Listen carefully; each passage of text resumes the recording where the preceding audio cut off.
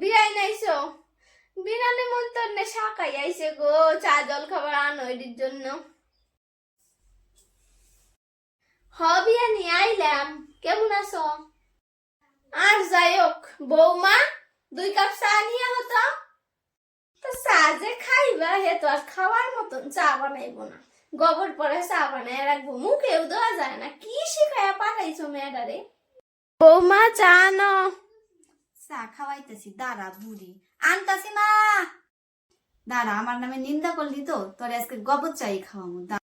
এই নাও মা, চা আনছি, নাও। দাও। কি যে কেমন বা চা আনছে, কালার দেখেই তো কেমন লাগতেছে। ধরো বিয়ানি একটা নাও।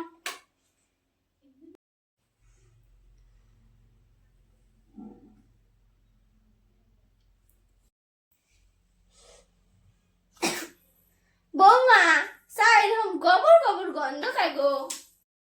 তুমি যে কইলা আজকে আমি গোবর পোড়া চা বানাই, এই জন্য সত্যি সত্যি আজকে গোবর দিয়ে চা বানাইছি। দেখছো কেমন হয়েছে? মানুষের কাছে খালি নিন্দা মারাও।